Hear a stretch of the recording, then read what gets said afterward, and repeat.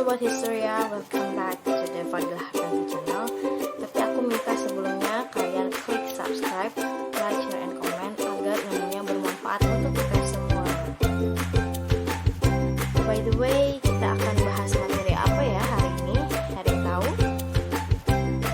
Yuk kita simak baik-baik materinya agar ilmunya bermanfaat dan kalian dapat paham ya.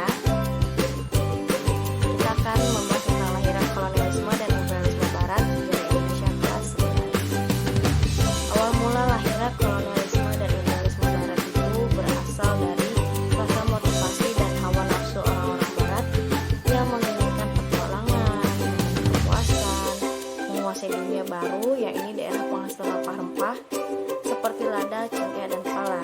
Dan juga mereka ingin melakukan kegiatan 3G, Gold, Glory, Gospel, yang dimana gold ini mereka ingin mencari kekayaan, glory mereka ingin mencari kejayaan, dan gospel mereka ingin melakukan penyebaran agama Kristen pada saat itu yang dilakukan oleh misionaris-misionaris barat. Dan setelah itu lahirlah penjajah dari barat yang terkenal seperti Vasco da Gama dari Portugis atau Portugal.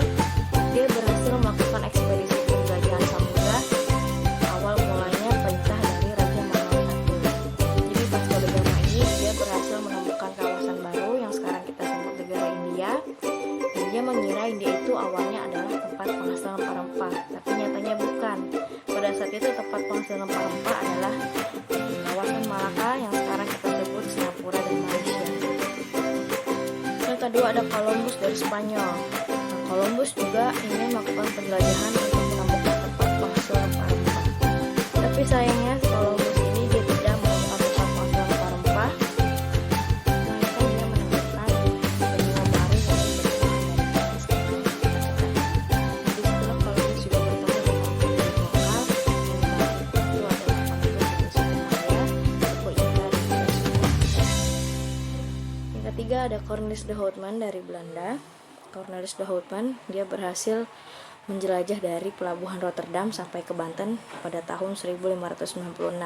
Dan pada saat itu masyarakat di Banten juga bersifat dengan senang hati atas kedatangan Cornelis de Houtman yang awalnya ingin berniat melakukan transaksi perdagangan. Yang keempat ada Thomas Cavendish dari Inggris. Dia juga ingin mencari daerah penghasil rempah-rempah dengan cara mengikuti rombongan Vasco da Gama. Kemudian dia juga berhasil sampai ke India dan hingga pada akhirnya dia juga mendirikan kongsi dagang India dari negara Inggris yang bernama EIC pada tahun 1600.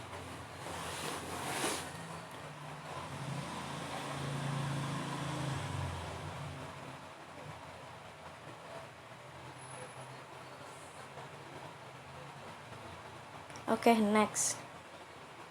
Kalian bisa lihat di sebelah kiri ini ada tentang peta penjelajahan ya dari Belanda, Inggris, Spanyol, dan juga Portugis. Setelah orang barat berhasil menemukan tempat baru, mereka mendirikan kongsi dagang. Yang pertama ada kongsi dagang Inggris yang diberi nama EIC pada tahun 1600 atau dengan nama lengkapnya East India Company. Tujuan didirikannya kongsi dagang ini adalah untuk berdagang di daerah Asia dan menolong hak pedagang di India. Yang kedua ada kongsi dagang Belanda bernama VOC, didirikan pada 1602. Tujuannya untuk memperkuat kedudukan pedagang Belanda dan mencari keuntungan di kawasan Hindia Belanda. Setelah itu masuk ke zaman kolonial Belanda.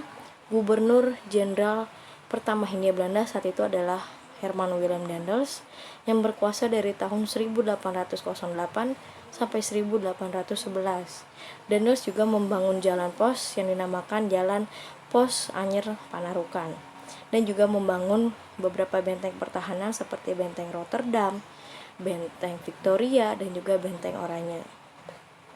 Kemudian di zaman ini juga diberlakukannya sistem tanam paksa yang kemudian diprotes oleh Multatuli pada tahun 1860 karena di sini Multatuli melihat tanam paksa tidak berlandaskan kemanusiaan dan juga keadilan. Karena Multatuli sendiri ini adalah orang liberal dan orang yang menganut paham humanisme. Yang terakhir ada kristenisasi yang dimana dilakukan oleh misionaris-misionaris Belanda dan juga Spanyol, Inggris, Portugis untuk melakukan penyebaran agama Kristen Protestan dan juga Kristen Katolik. Oke, sampai sini dulu guys penjelasan sejarahnya. Kurang lebihnya mohon maaf. Wassalamualaikum warahmatullahi wabarakatuh. See you in the next time.